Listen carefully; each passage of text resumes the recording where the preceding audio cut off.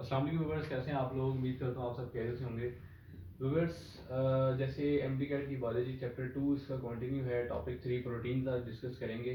तो इसमें हम अमीनो एसिड्स का बेसिक ओवरव्यू लेंगे और एमसीक्यूज के हवाले से, और प्रोटीन्स देखेंगे बेसिकली ये हैं क्या। अगर हम प्रोटीन्स की बात करें तो प्रोटीन्स जो है ये आपका एनर्जी का सोर्स ही है, एनर्जी सोर्स है बॉडी का। और 50% इसका जो ड्राई वेट है आपकी बॉडी का वो प्रोटीन्स के ऊपर है। ये एक इम्पॉर्टेंट एमसीक्यू जो है ये पूछा जाता है। इसके अलावा प्रोटीन्स के जो यूनिट्स हैं, जो मोनोमर्स हैं, उनको हम कहते हैं amino acids. Amino acids. Proteins आपकी बॉडी में डिफरेंट टाइप्स की होती हैं, जैसे कि अगर आप देखें एक सेल की बात करें तो सेल जो है ये आपका, इसमें जितने भी मेटाबॉलिक रिएक्शंस हैं या आपके जो बॉडी सेल है, हर सेल में न्यूक्लियस होता है और न्यूक्लियस में डीएनए आरएनए आपके पास एग्जिस्ट करते हैं। और अगर आप डीएनए की बात करें तो डीएनए जब एक्सप्रेस होता है तो इसकी एक्सप्रेशन से ही आपके पास सारी प्रोटीन्स जो है वो बनती हैं, और इसके साथ आपके पास एंजाइम्स आ जाते हैं। अब जो एंजाइम्स और प्रोटीन्स हैं इनमें डिफरेंस यही है कि जितने भी आपके एंजाइम्स हैं वो सारे के सारी प्रोटीन्स हैं, लेकिन अगर आप प्रोटीन्स की बात करें तो प्रोटीन्स जो हैं वो आपकी सारी की सारी एंजाइम्स नहीं हो सकती। ठीक है, ये थोड़ा सा डिफरेंस है कि जितने एंजाइम्स आपके होंगे वो प्रोटीन्स होंगी, लेकिन all proteins are not enzymes. इसके बाद फर्दर आप देखें तो डिफरेंट रोल्स हैं प्रोटीन्स के। जैसे फॉर एग्जांपल आपकी जो ब्लड क्लोटिंग है, ब्लड क्लोटिंग ब्लड क्लोटिंग आपको कहीं पे कोई वाउंड हो जाता है, कोई जख्म हो जाता है, तो वहाँ से जो खून बाहर निकलता है तो वहाँ पर ब्लड क्लोट बन जाता है। वो ब्लड क्लोटिंग का काम भी जो है वो प्रोटीन्स का है। और इसमें जो प्रोटीन्स इन्वॉल्व होती हैं जैसे प्रोथ्रोम्बिन होगी, प्रोथ्रोम्बिन होगी, इसी के साथ साथ एक है थ्रोम्बिन। ठीक है, तो ये वो प्रोटीन्स हैं जो आपका ब्लड क्लोट बनाती हैं। इसके अलावा जैसे आपकी बॉडी में हीमोग्लोबिन है, हीमोग्लोबिन। अब ये जो हीमोग्लोबिन है ये ऑक्सीजन कैरिंग प्रोटीन है, ऑक्सीजन कैरिंग प्रोटीन। इसमें ये आपके जो बॉडी है वहाँ पर ऑक्सीजन जो है उसको ट्रांसपोर्ट करवाती है। इसी के साथ साथ फर्दर आप और आगे मूव करें तो जब क्रोमोसोमल लोकेशन, क्रोमोसोमल लोकेशन जब होती है during anaphase of cell division, तो वो भी क्रोमोसोम जो लोकेट होते हैं एक जगह से दूसरी जगह, वो भी किसके थ्रू होते हैं, आपके जो प्रोटीन्स हैं इनके थ्रू होते हैं। जैसे वो आपकी एक्टिन फिलामेंट्स बेसिकली। इसके अलावा प्रोटीन्स के और भी बहुत सारे फंक्शंस हैं आपकी बॉडी में। ठीक है, डिफरेंट रेगुलेशंस को कंट्रोल करना, डिफरेंट पाथवेज को कंट्रोल करना, ये डिफरेंट डिफरेंट फंक्शंस जो हैं आपकी बॉडी में जो प्रोटीन्स हैं ये परफॉर्म कर रही हैं। अब डिपेंड करता है कि कौन सा जीन एक्सप्रेस हो रहा है। यहाँ पर जब आप स्ट्रक्चर ऑफ प्रोटीन डिस्कस करेंगे तो वहाँ पर आप यही चीज़ डिस्कस करेंगे कि प्रोटीन्स में जो अमाइनो एसिड्स हैं इनकी सीक्वेंस बहुत ज़्यादा इंपॉर्टेंट है, जो कि अहम किरदार अदा करती है प्रोटीन की मैन्युफैक्चरिंग में, क्योंकि अमाइनो एसिड की सीक्वेंस से ही आपके पास प्रोटीन्स बनती हैं। तो हम यहाँ पर अमाइनो एसिड्स को बेसिकली देखेंगे कि what are amino acids and what is their role in different sources in our body. तो इसमें हम फर्स्ट ऑफ ऑल तो देखें तो अमाइनो एसिड्स जो हैं are the building blocks of proteins.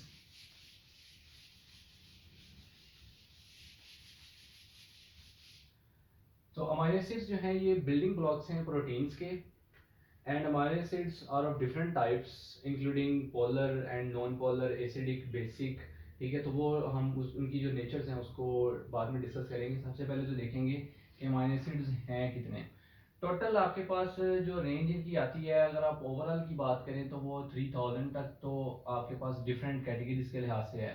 लेकिन अगर आप ह्यूमन बॉडी के अंदर बात करें तो सेल में 175 टाइप्स के जो अमाइनो एसिड्स हैं वो आपके एग्जिस्ट कर रहे हैं। इन 175 में से जो 25 अमाइनो एसिड्स हैं वो आपके मेजोरिटी के लिहाज से जो प्रोटीन फॉर्मेशन में इन्वॉल्व हैं। ठीक है, और इसमें से 20 जो हैं वो आपके प्रोटीन के कॉन्स्टिट्यूएंट्स हैं। ठीक है, तो ये जो प्रोटीन के कॉन्स्टिट्यूएंट्स हैं वो 20 हैं, 25 जो है वो इन्वॉल्व होते हैं, टोटल आपके 175 हैं। अब इन 20 में से भी डिस्ट्रीब्यूशन हैं, जैसे 10 आपके इसेंशियल हैं, 10 amino acids are essential amino acids, while the other remaining 10 are non essential amino acids, non essential amino acids. जो एसेंशियल अमाइनो एसिड्स हैं ये वो अमाइनो एसिड्स हैं जो कि आपकी बॉडी जिसकी ज़रूरत है आपकी बॉडी को ना, ठीक है, जो एक्सटर्नल सोर्स से आप ले रहे हैं। नॉन एसेंशियल आपके वो हैं जो आपकी बॉडी में ऑलरेडी बन रहे हैं, ठीक है। तो ये एक डिस्ट्रीब्यूशन है। अब हम थोड़ा सा देख लेते हैं अमाइनो एसिड्स को। अच्छा, अब अमाइनो एसिड्स जो है, अगर मैं बात करूं कि अमाइनो एसिड्स जो हैं वो आपके पास एक तो पोलर होते हैं और आपके पास नॉन पोलर भी होते हैं, नॉन पोलर अमाइनो एसिड्स भी होते हैं। इसी तरह आपके पास एसिडिक अमाइनो एसिड्स भी होते हैं, आपके पास बेसिक अमाइनो एसिड्स भी होते हैं, ठीक है। आपके पास पॉजिटिव अमाइनो एसिड्स होते हैं, पॉजिटिव होते हैं और नेगेटिव भी होते हैं, ठीक है। ओके, तो सबसे पहले तो हम देख लेते हैं कि पोलर कौन से होते हैं। पोलर अमाइनो एसिड्स आपके पास वो होते हैं, ये एक्चुअली पोलर और नॉन पोलर हम डिस्कस करते हैं उनकी पोलैरिटी के लिहाज से कि उनकी पोलैरिटी क्या है। अगर आप पोलर अमाइनो एसिड्स देखें तो पोलर अमाइनो एसिड्स आपके वो अमाइनो एसिड्स हैं जो मोस्टली हाइड्रोफिलिक कैटेगरी में आते हैं। हाइड्रोफिलिक कैटेगरी जो है उसमें आपके ये पोलर अमाइनो एसिड्स हैं वो सारे के सारे आ जाते हैं। जबकि अगर आप नॉन पोलर अमाइनो एसिड्स की बात करें तो नॉन पोलर अमाइनो एसिड्स हैं वो आपके पास मोस्टली हाइड्रोफोबिक की कैटेगरी में आ जाते हैं। मतलब ये वाटर लविंग हैं और ये अमाइनो एसिड्स जो हैं ये वाटर फियरिंग हैं। क्लियर? इसी के साथ अगर आप कुछ एग्जांपल्स देखना चाहें तो जैसे एक आपके पास अमाइनो एसिड है ल्यूसीन। ये ल्यूसीन अमाइनो एसिड जो है ये नॉन पोलर है और लाइसिन जो है ये एक मैं एग्जांपल यहाँ लिख रहा हूँ कि आपका पोलर अमाइनो एसिड है। सेम इसी तरह से आपके एसिडिक अमाइनो एसिड्स वो अमाइनो एसिड्स होते हैं जिनका जो साइड चेन होती है, साइड चेन जिनकी होती है वो एसिडिक होती है, साइड चेन एसिडिक, राइट। तो वो आपके क्या होंगे, एसिडिक अमाइनो एसिड्स, जैसे कि एस्पार्टिक एसिड है, एस्पार्टिक एसिड है, ये आपका एसिडिक अमाइनो एसिड है। ग्लूटामिक एसिड है, ग्लूटामिक एसिड, ये आपका एसिडिक अमाइनो एसिड है। सेम इस तरह से जब आप बेसिक अमाइनो एसिड की बात करें तो बेसिक अमाइनो एसिड आपके पास वो होते हैं कि जिनकी जो साइड चेन है वो साइड चेन आपकी क्या होती है, बेसिक होती है नेचर में।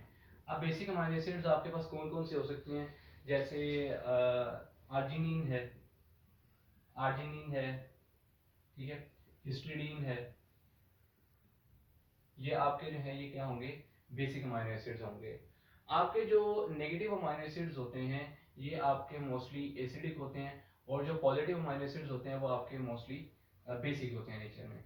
यही वजह है कि अगर आप बात करें जो डीएनए क्रोमोसोम है, तो क्रोमोसोम की जब मैं बात करूं तो वहाँ पर डीएनए है और साथ में आपकी क्या है, हिस्टोन प्रोटीन्स हैं। ये हिस्टोन प्रोटीन्स जो हैं ये मोस्टली इन पे पॉजिटिव चार्ज होता है, पॉजिटिव चार्ज होता है। उसकी वजह मैंने ऑलरेडी आपको बता चुका हूँ कि ऑलमोस्ट जितनी प्रोटीन्स हैं वो नेगेटिवली चार्ज हैं, लेकिन histone proteins are positively charge because of the presence of large number of basic amino acids और पॉजिटिव अमाइनो एसिड्स, जैसे कि इसमें आर्जिनिन है, आर्जिनिन है और लाइसिन वगैरह हैं।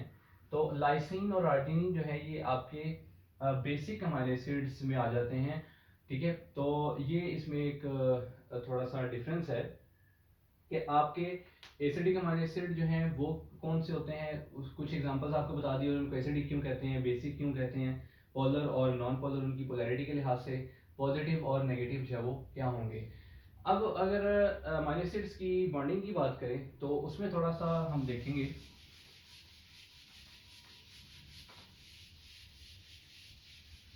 जैसे फॉर एग्जांपल अब एक जो अमाइनो एसिड का जो जनरल स्ट्रक्चर होता है वो आपके पास ये होता है कि एक सेंटर में अल्फा कार्बन होती है और कार्बन की वैलेंसी जो है वो 4 होती है, ठीक है। और इसके इस साइड पे आपका अमाइनो ग्रुप लगा होता है जिसे NH2 कहते हैं।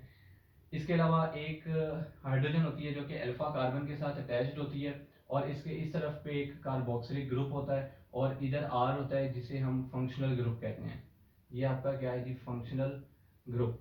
अमाइनो एसिड की जो पोलैरिटी है या उसकी एसिडिक और बेसिक करेक्टर है वो इस फंक्शनल ग्रुप पे डिपेंड करता है कि इसके साथ कौन सा फंक्शनल ग्रुप आकर अटैच होता है। तो अगर एसिडिक अटैच होगा यहाँ पर तो अमाइनो एसिड एसिडिक हो जाएगा, बेसिक होगा तो अमाइनो एसिड जो है वो बेसिक हो जाएगा। जैसे फॉर एग्जांपल, अब फॉर एग्जांपल हम ये कह लेते हैं कि हमारे पास एक तरफ हम ले लेते हैं ग्लाइसिन और एक तरफ हम ले लेते हैं एलेनिन।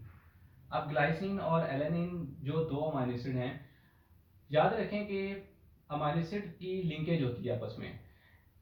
फर्स्ट अमाइनो एसिड जो है, जैसे अगर हमारे पास है ये अमाइनो एसिड, तो इसका ये कार्बोक्सिलिक ग्रुप ये आपका जो है ये मिल जाएगा आपके NH2 के साथ, ठीक है।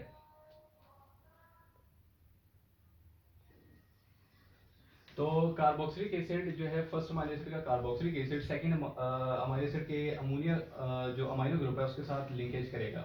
तो इसकी लिंकेज हम कुछ यूँ शो करते हैं, जैसे हम दो डिफरेंट अमाइनो एसिड ले लेते हैं, जैसे ग्लाइसिन ले लिया और एलेनिन ले लिया।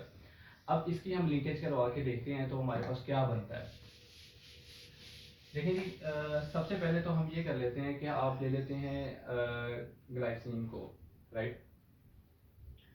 अब ग्लाइसिन जो है उसमें फंक्शनल ग्रुप H होता है और जो आपका एलेनिन है उसमें फंक्शनल ग्रुप आपका CH3 है।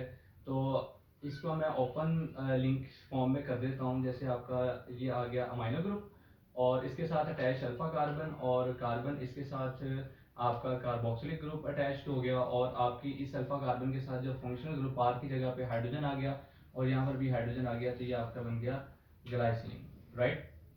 जो ग्लाइसिन, इसके साथ मैं लिंक करवा देता हूँ एलेनिन को। एलेनिन के भी अमाइनो ग्रुप यहाँ पर आ गया, ठीक है। और इसी तरह इसके साथ अल्फा कार्बन और यहाँ पर CH3 आ जाएगा, मिथाइल ग्रुप आ जाएगा, और यहाँ आपका H आ जाएगा, same as it is carboxylic group, ठीक है। ये आपका आ जाएगा एलेनिन। अब यहाँ पर क्या होगा कि इस फर्स्ट अमाइनो एसिड के जो कार्बोक्सिलिक ग्रुप है उसका OH सेकंड के अमाइनो ग्रुप के हाइड्रोजन के साथ मिलेगा। तो जब ये मिल जाएगा आपस में, तो आपके पास जो रिजल्टेंट मॉलिक्यूल बनेगा वो होगा इस तरह से। अमाइनो ग्रुप आपका सेम एज इट इज ऐसे ही आ जाएगा, carboxylic group your hydrogen, hydrogen carboxylic group double bond oxygen, ये लिंक कर देगा नाइट्रोजन के साथ इस तरह से, ठीक है। और CH3 हाइड्रोजन और साथ में C डबल बॉन्ड O और OH।